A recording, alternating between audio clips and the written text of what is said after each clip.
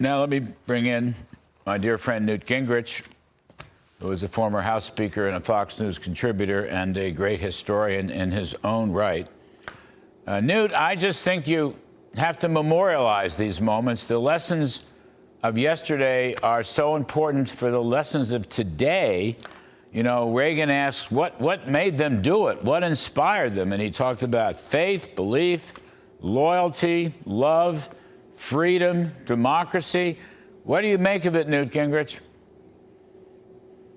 Well, first of all, it's very touching, and Callista and I filmed at Pointe du Hoc while we were doing a movie about Ronald Reagan. It's when you're there, it's overwhelming. But I want to add to what he said. Democracy is worth living for. Freedom is worth living for. Your country is worth living for. We need citizens who day after day, they don't have to be landing at Normandy. They just have to go out and vote. They have to speak up. They have to insist that their children are educated. This process of saving America is an everyday, one day at a time process. And if you read Reagan's farewell address, he worries about the decline of patriotism, the decline of American history, the fact that our culture is fraying at the edges. And I think that was part of his last great message to us in his farewell address. I'm a huge fan of Dwight Eisenhower. I just did a podcast at Newt's World with the author of a new book on Eisenhower and D-Day. D-Day was the largest, most complicated single thing ever done by people, ever. It is unbelievable how many things had to work for D-Day to succeed.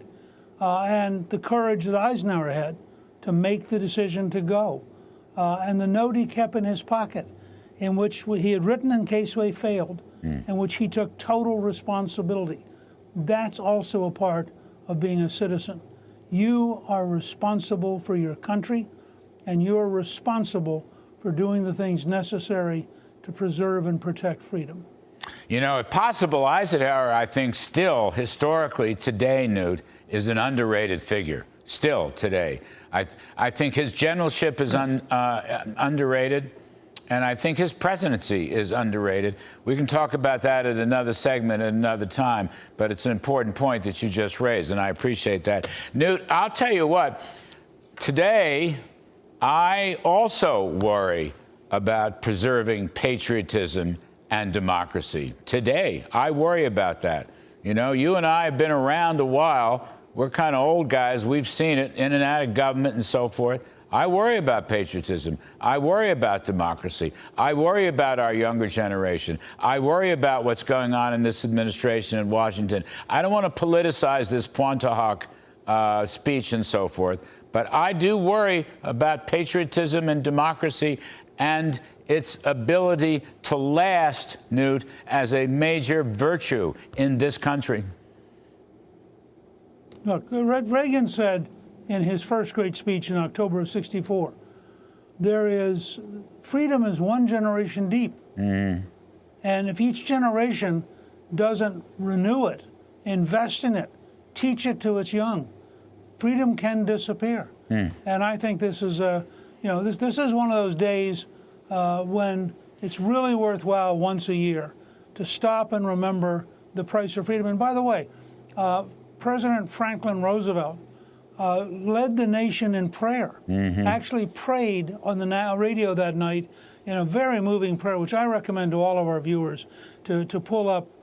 We just reissued it as a podcast at Newt's World, but just pull up FDR's prayer on D-Day. It is stunningly powerful, and you will be deeply moved by it. You know, I may not agree with FDR, all of FDR's economic policies, but FDR, there was much greatness about FDR, Newt. I think you would agree. There was much greatness about FDR. Absolutely. And you can be a conservative today or whatever and still understand that he was a great man and lived through a period not only of depression, but of World War II. So I appreciate that reference. Newt, I'm going to switch gears a little bit. I don't want to lose you. Hang on a second, because you're so good. I will say to our viewers. I thought I was testing you with the FDR reference. No, look, I fell for it. You know, hook, line, and sinker. I mean, I don't agree with Okay. all the Keynesian stuff that the guy did. I don't think it worked. But the fact remains, he was a leader during the Great Depression. All right, he was an experimenter. Most of that stuff did work. All right, but he also was a war leader. I mean, you got to give him credit. And as you say, you talked about the prayer that he did, I'm presuming on the radio before D-Day.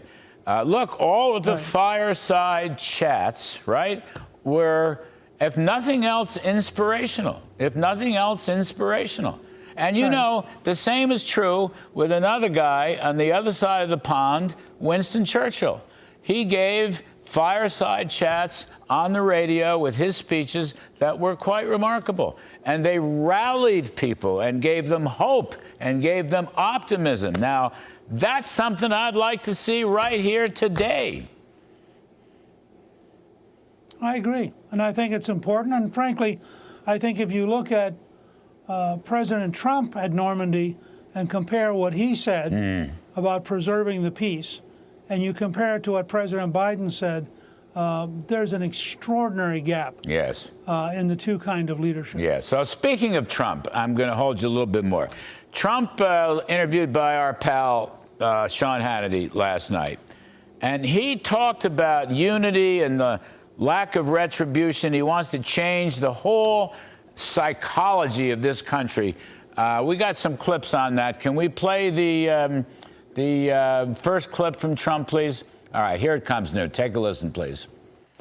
Focus on those that want people to believe that you want retribution, that you will use the system of justice to go after your political enemies. So, number one, they're wrong. It has to stop, because otherwise we're not going to have a country. I want to bring the country together, and success does bring the country together. So, Newt, you know, that's pretty good. I mean, he talked about success bringing the country together, no retribution. He also reminded Hannity that, after he won in 2016, he did not go after Hillary Clinton, who could have been, taken to court for her shenanigans. She lied. She set up this phony operation with campaign funding. She erased her emails. But he said no. He said he's not going to do it, and he won't do it again this time. And I think it's an important message, Newt. Well, look, it's extraordinarily important. If we're going to restore the Constitution and we're going to restore the rule of law, then we have to have a President Trump who is prepared to, in fact, insist on justice, not on revenge, not on retribution, but on justice. And I think that the whole process under both Obama and Clinton and then under Biden has shaken the very base of our system. You cannot have a politicized justice system without shattering the entire fabric of the American system. So I have to tell you, Larry, we've both known Trump a long time.